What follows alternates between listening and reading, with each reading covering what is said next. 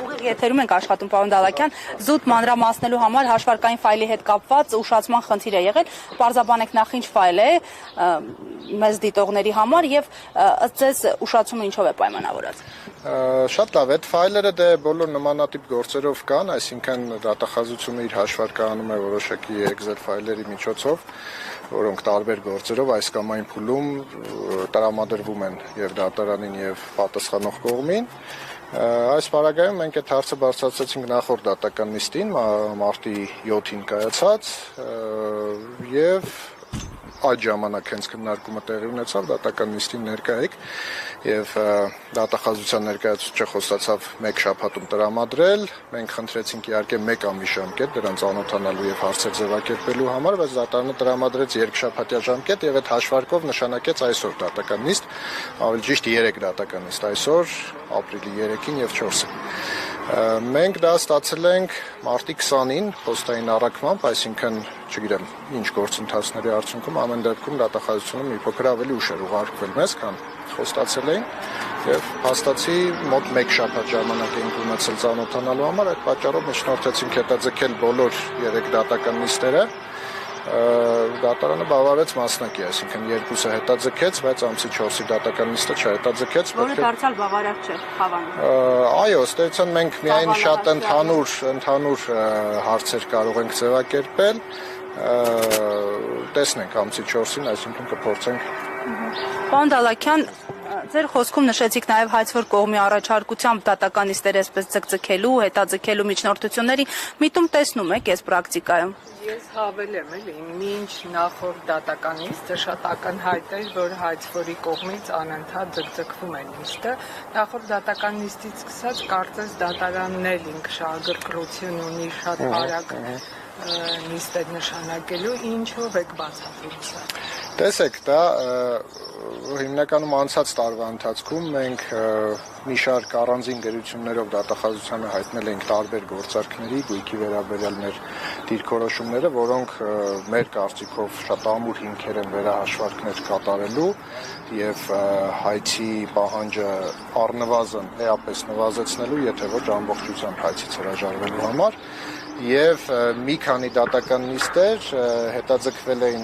այդ պատճառաբանությամբ, դատախազությունը հայտնում էր, որ կատարում է, աշխատում է վերահաշվարկի ուղղությամբ եւ շատ հնարավոր է, որ վերահաշվարկ կատարվի, հայցի առարկայի փոփոխություն ներկայացվի։ Մի քանի նիստեր, ինչպես նշեցի, արձակուրդով պայմանավորված էր հետաձգվել։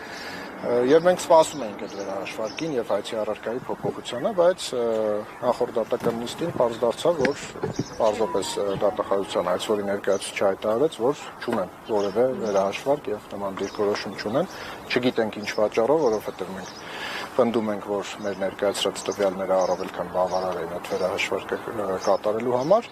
ինչևէ հայցից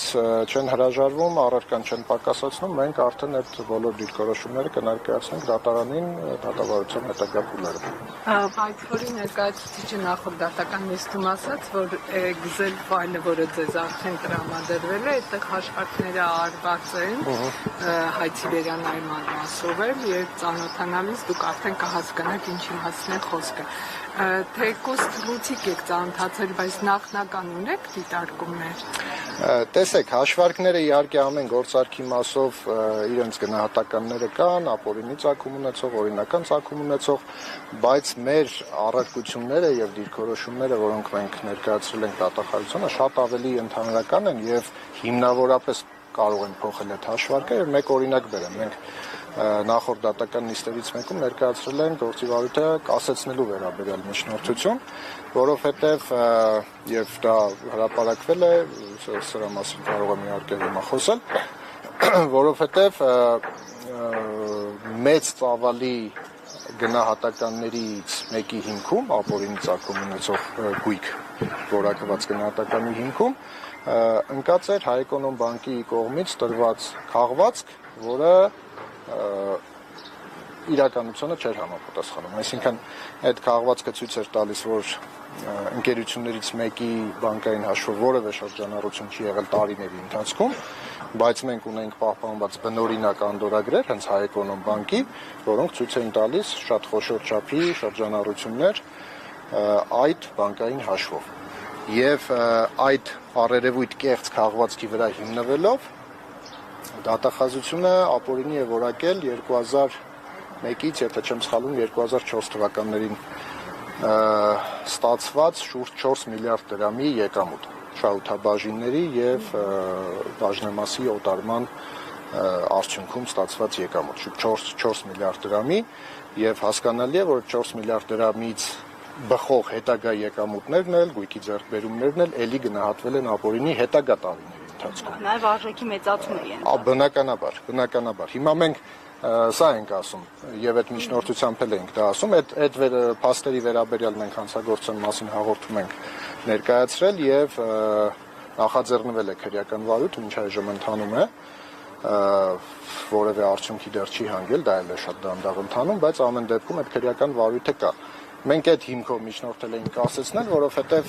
այդ փաստերի պարզումը բացահայտումը հիմնավորապես ամեն ինչ կարող է շրջել այս գործով։ Դատարանը ինչև է չբավարարեց այդ միջնորդությունը, ասաց դրանք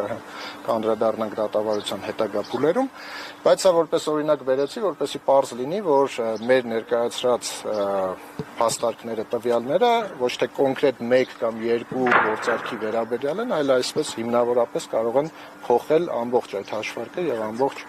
հայցի առարկան։ Պարոն Դալաքյան, մեկ ճշգրտում, գուցե փակագծեր բացեք, գործին առնչվող ինչ հիմնական գործարքներ են այդ հաշվարկային ֆայլում տեղ գտել, որոնք են հիմնական գործարքները, որ գործի համար, այսպես ասած, առարկայական նշանակություն ունեն։ Կան այդպիսի Շատ են դրանք բոլոր ըստ էության բոլոր գործարքներն են, այսինքն Ռուբեն Հայրապետյանի, նրա ընտանիքի անդամների, նրանց պատկանող ընկերությունների, այսինքն նրանց մասնակցությամբ ընկերությունների խիստ ծավալուն փաստաթուղթ է եւ հենց այդ պատճառով մենք միջնորդեցինք հետաձգել, որովհետեւ կարողանանք նաեւ այդ ամբողջին ծանոթանալ։ Բայց կրկնեմ, մեր առարկությունները մինչ այժմ ներկայացված եւ դրանից հետո էլ որ պետք է ներկայացնենք դիրքորոշումները ոչ միայն կոնկրետ հատ այդ գործարքներին են վերաբերում, այլ այնպիսի առարկություններ են, որոնք ամբողջությամբ այդ հաշվարկը կարող են էապես փոխել։ Շնորհակալ ենք։ 168-ի հարգելի հետևողներ